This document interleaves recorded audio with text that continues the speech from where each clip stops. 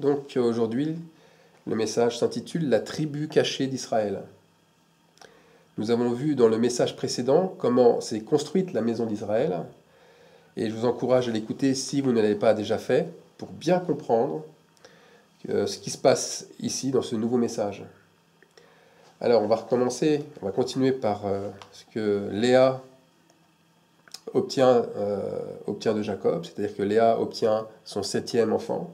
Léa a eu avec Jacob 6 enfants, 6 fils, et là, à la place du 7e fils, elle a une fille. Et quelle fille? C'est Dina. Dina, c'est le type du 7e tonnerre d'Apocalypse 10.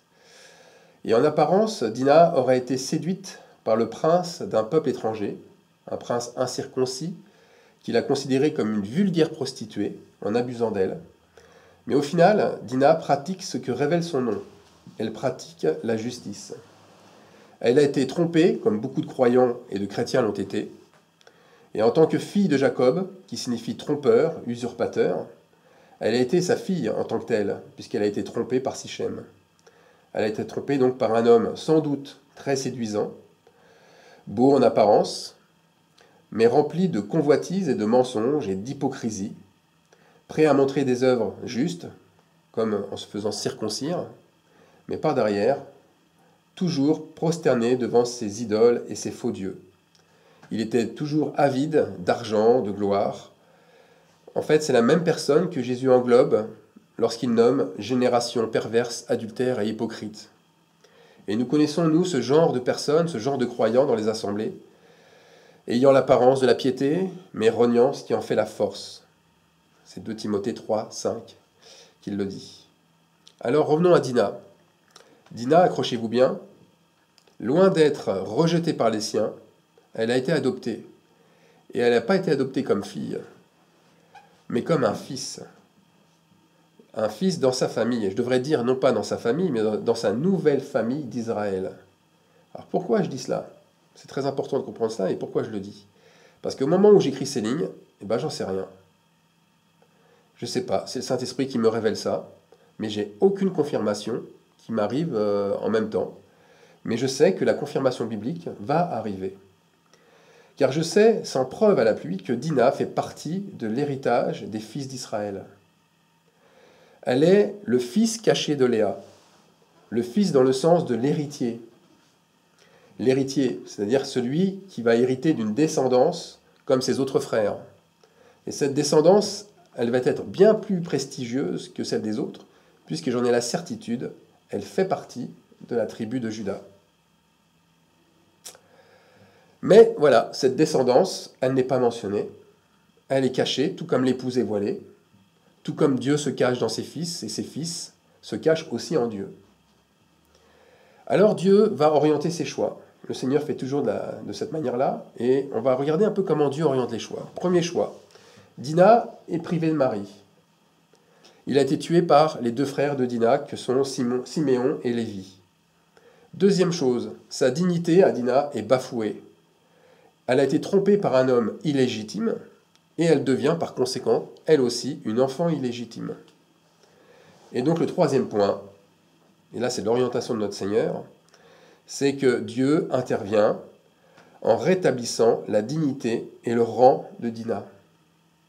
Tout d'abord, il faut bien comprendre que rétablir la justice, ça signifie redonner à celui qui a été dépossédé.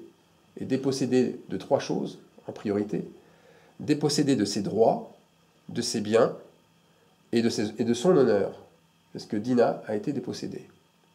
Alors, on pourrait se dire, qu'en pense son père Jacob?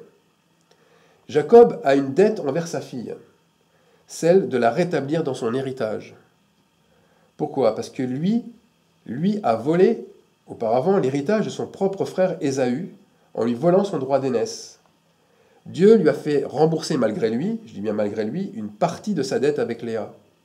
Parce qu'en fait, il voulait Rachel au départ. Mais ici, c'est sa seule et unique fille qui a été trompée par Sichem et qui se retrouve sans rien. Il va donc naturellement continuer à racheter sa dette en rétablissant Dina dans son droit. Alors que dit la loi? On a vu ce que disait Jacob. Et que dit la loi? Pas grand-chose. la loi, si on regarde un peu dans la Bible, on ne voit pas grand-chose, mis à part qu'il y a 5 filles israélites de Tselophshad qui ont été privées aussi d'héritage à cause de la mort de leur père dans le désert. Et Moïse a été un petit peu pris au dépourvu. Il s'est demandé comment rétablir l'héritage de ces femmes. Et bien, indécis, il a consulté le Seigneur, il a consulté Dieu, parce que la loi disait que seuls les hommes pouvaient hériter d'une terre. Alors, Dieu a répondu à Moïse, et Dieu a répondu la chose suivante. On lit ça dans Nombre 36, 8.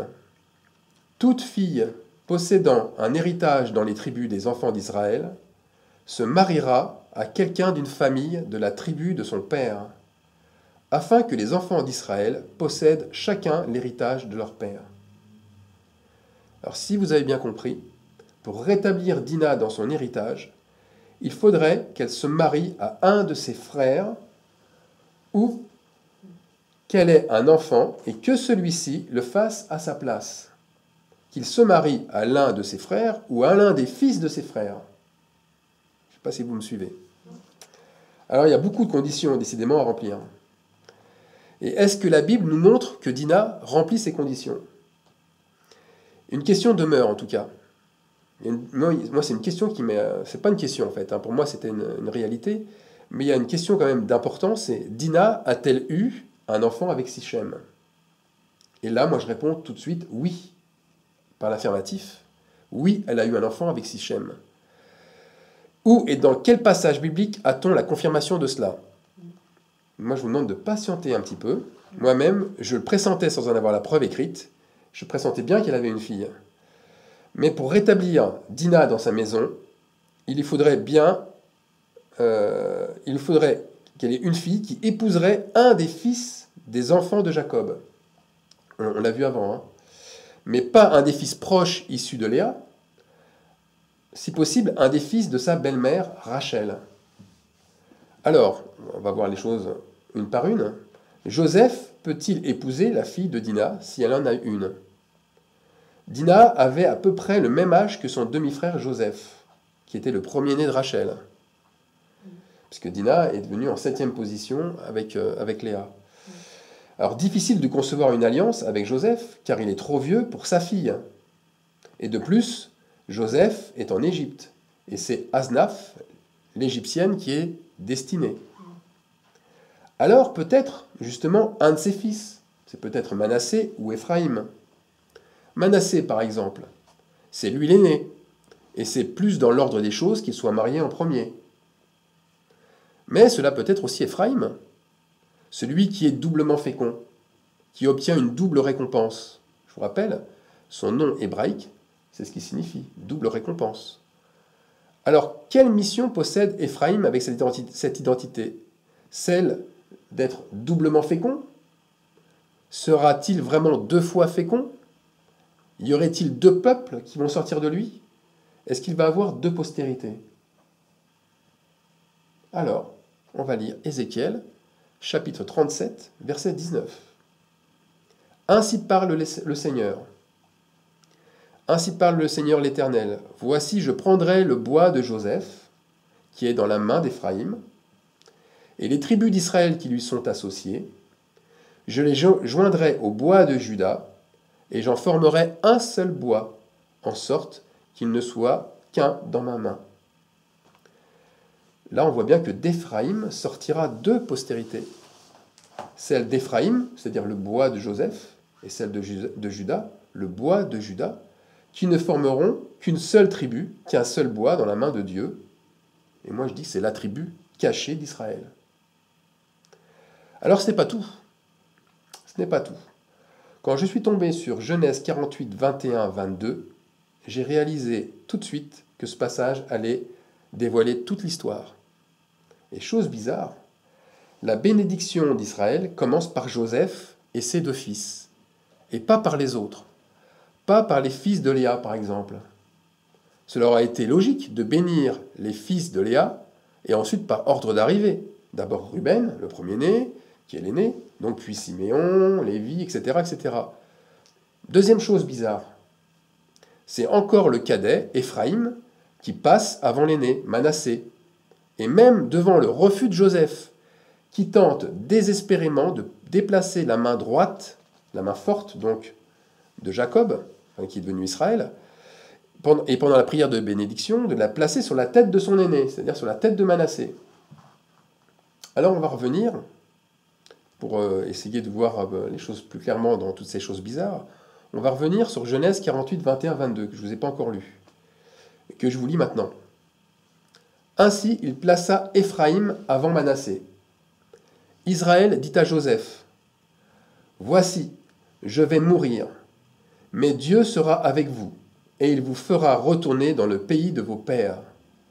Je te donne, de plus qu'à tes frères, une part que j'ai prise de la main des Amoréens avec mon épée et avec mon arc. »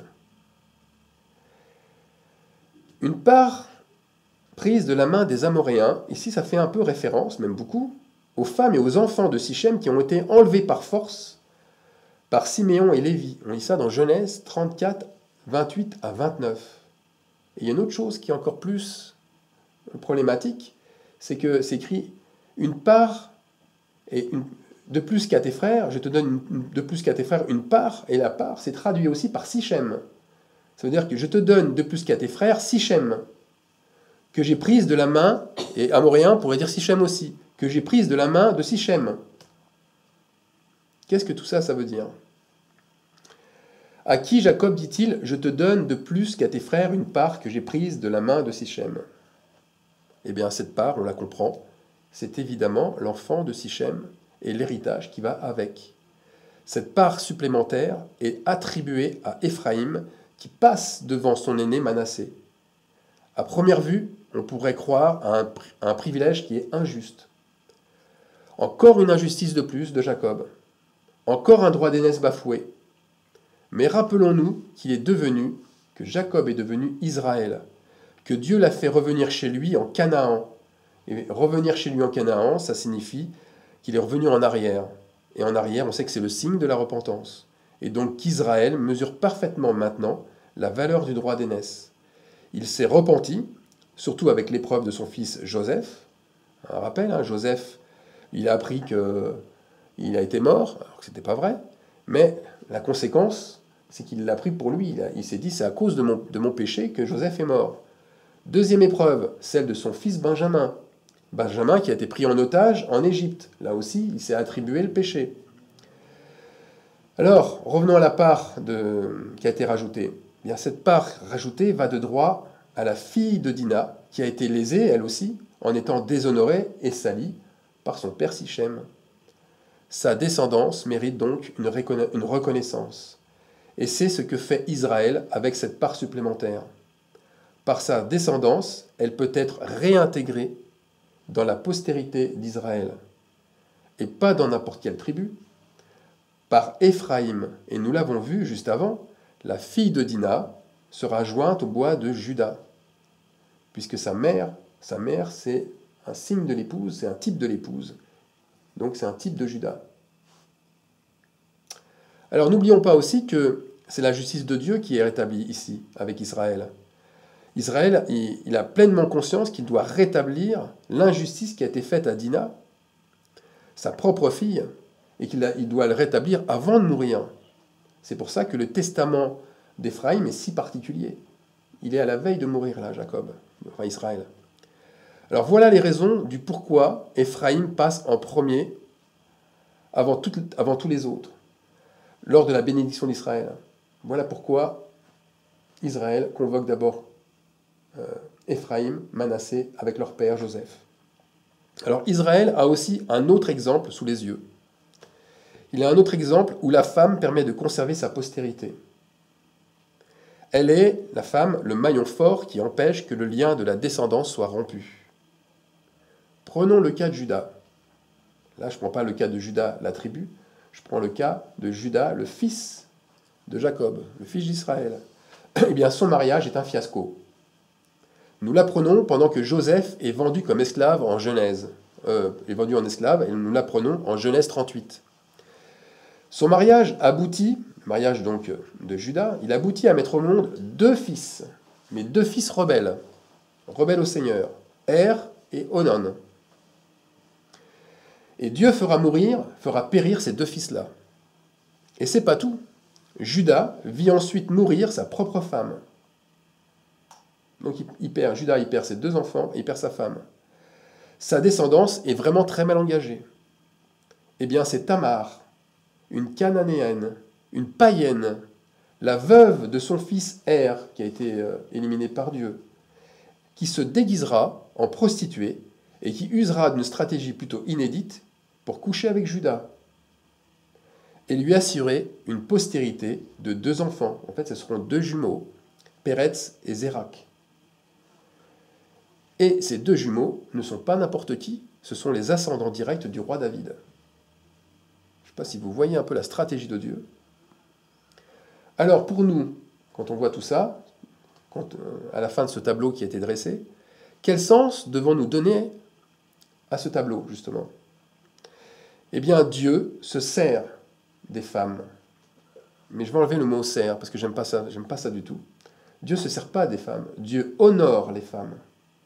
Et honore certaines femmes, des femmes les moins choyées, les plus humbles, celles qui ne sont même pas converties au Dieu d'Israël, des païennes, pour engendrer son peuple et ses fils, et pour séparer les faux prétendants. Sichem, Er, Onan ne devaient pas figurer dans la ligne d'Israël, dans la lignée d'Israël. Ils étaient d'une très mauvaise odeur pour Dieu. Ça signifie aussi que tous ceux qui se disent chrétiens, comme tous ceux qui se disent juifs, ne font pas forcément partie de la lignée des élus. Mais l'inverse, ça existe aussi. Un païen peut engendrer des fils de la lignée royale et être joint au bois de Juda. Dieu partage sa gloire aussi avec des femmes pour recoller les morceaux et assurer une postérité là où il ne devait plus rester qu'un désert. Lisez le livre de Ruth. Ruth, c'est une étrangère, une Moabite, qui non seulement intègre la nation d'Israël, puisqu'elle va se marier à Boaz, et Boaz, c'est il fait partie du peuple de Juda, mais en plus, elle mettra au monde le grand-père du roi David. Ruth, une étrangère. Revenons à Dina. Dina qui aurait dû voir sa postérité issue de Jacob s'éteindre. Avec Sichem, c'était fini. Et bien, elle s'est vue justifiée par sa fille, qui épousera Éphraïm et donnera naissance à un peuple digne d'éloge. Pourquoi je dis digne d'éloge? Parce que c'est le nom de son premier fils, Ammiyoud, qui signifie peuple digne d'éloge. Décidément, Dieu aime brouiller les cartes. Il aime tout mélanger. Il mélange les rois avec les valets, avec les reines, de la même façon qu'il égare ceux qui se croient justes, qui se croient justifiés par leur fausse sainteté issue de leur arbre généalogique, ou alors ceux qui pensent que leur connaissance, la connaissance de la sainte loi religieuse, ça va les amener à faire partie du peuple des élus. Tamar, on va passer maintenant à Tamar, elle devait légalement mériter la mort avec ce qu'elle a fait. Et au lieu de cela, elle devient héritière par ses deux fils de la tribu de Juda. C'est Dieu lui-même le maître du jeu, et il met tout le monde dans la confusion.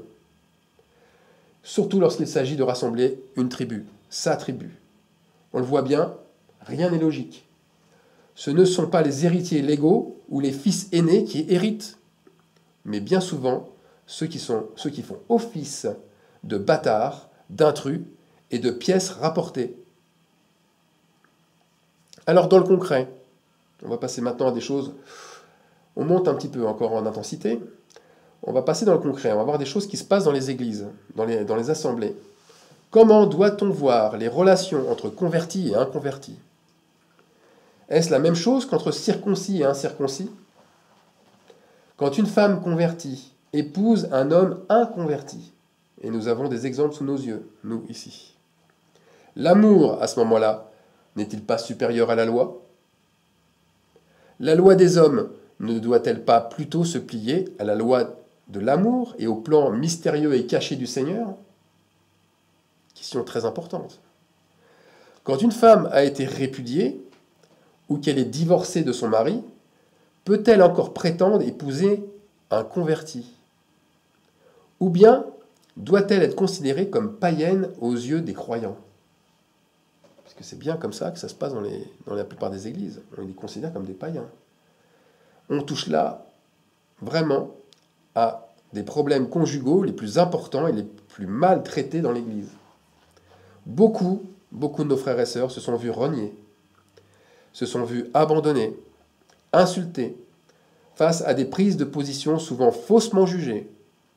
Qui n'a jamais entendu la chose suivante? Mon frère, ma sœur, votre union est conçue dans le péché. Ce que vous vivez là, c'est le résultat d'une abomination. Ou encore, vous êtes indigne à exercer un ministère de prophète, un ministère d'apôtre, d'évêque ou de pasteur. Mais mes frères et sœurs, délivrez-vous de ces accusations mensongères. Les récits bibliques nous montrent des choses bien différentes. Dans tous les cas, il existe une loi, et la loi est la suivante. Écoutez bien, c'est Dieu qui tourne la situation en faveur ou en défaveur de la personne ou des personnes concernées. Il n'y a personne d'autre qui doit le faire. Il ne laisse pas la loi décider du sort de ses enfants ou de son Église. Sichem, je prends des exemples. On revient, Sichem, l'incirconcis, a été tué, car même une fois circoncis, il ne l'était pas dans son cœur. Hur, enfant de Juda, circoncis, quelques jours après sa naissance, ne l'était pas dans son cœur. Ses œuvres mauvaises l'ont condamné. Tamar, une femme étrangère, elle a continué la descendance de Juda, car elle avait un cœur circoncis. Donc elle a été le ciment qui l'a jointe au bois de Juda. Pour revenir maintenant à Éphraïm, fils de Joseph, né d'un père israélite et d'une mère égyptienne, il porte en lui le symbole de l'alliance entre Israël d'un côté et les nations de l'autre. Dieu a-t-il maudit ce fils bâtard? Était-il indigne pour autant? Au contraire, doublement fécond, prédestiné. Il a rendu fécond les nations comme il a rendu fécond Israël. La femme illégitime comme le mari légitime. La femme illégitime comme le mari légitime ont été rendus féconds. Loin de les rejeter, il les a associés au bois de Juda, il les a associés à sa bien-aimée. On va lire Philippiens 3.3. Prenez garde aux faux circoncis, car les circoncis, c'est nous qui rendons à Dieu notre culte par l'Esprit de Dieu, qui nous glorifions en Jésus-Christ et qui ne mettons point notre confiance en la chair. Dans la lettre aux Romains, Paul nous dit aussi, car tous ceux qui descendent d'Israël ne sont pas Israël, mais le juif, c'est celui qui l'est intérieurement. Et la circoncision, c'est celle du cœur, selon l'esprit et non selon la lettre. La louange de ce juif ne vient pas des hommes, mais de Dieu. Alors, première conclusion. Je vais dire seulement 2 conclusions. Première conclusion. On peut affirmer que la vraie tribu n'est pas celle qui est visible. La vraie tribu est invisible, elle est cachée, tout comme le cœur du croyant est caché et ses œuvres d'amour montrent l'état de sa circoncision, c'est-à-dire si sa circoncision est profonde ou superficielle.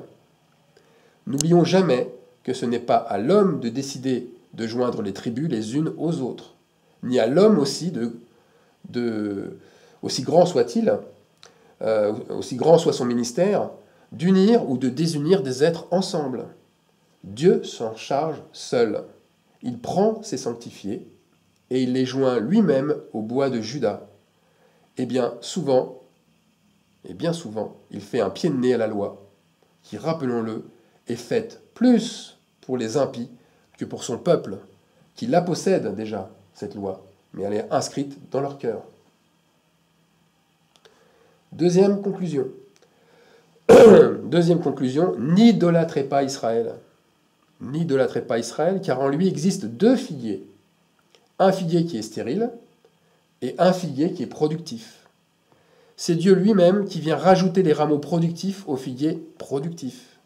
C'est lui toujours qui émonde ceux qui ne portent pas de fruits. On prend Rachel. Rachel appartenait au figuier d'Israël. Elle appartenait au figuier productif. Mais elle n'a pas porté de fruits. Pourtant, elle a mis au monde Joseph et Benjamin. Oui, mais le résultat, c'est à cause de son mauvais cœur, c'est à cause de son cœur incirconcis qu'elle a été retranchée. Attention, attention, vivre sous la grâce n'est en rien différent. Ce n'est pas le groupe ou ce n'est pas l'assemblée que vous fréquentez qui fait de vous un élu. Vous pouvez exercer même un ministère très productif, un ministère éclatant, extraordinaire. Si vous ne portez pas de fruits en ayant un cœur circoncis, vous serez retranché. Alors nous devons être comme Léa. Nous devons porter un fruit qui se multiplie, pour non seulement engendrer une multitude, mais aussi pour faire partie de ce peuple digne d'éloge, de ce peuple d'élus, de ce figuier d'élus, de ce bois de Juda. Rappelons-nous, pour finir, qu'Israël, en bénissant les fils de Léa, a encore renversé la loi.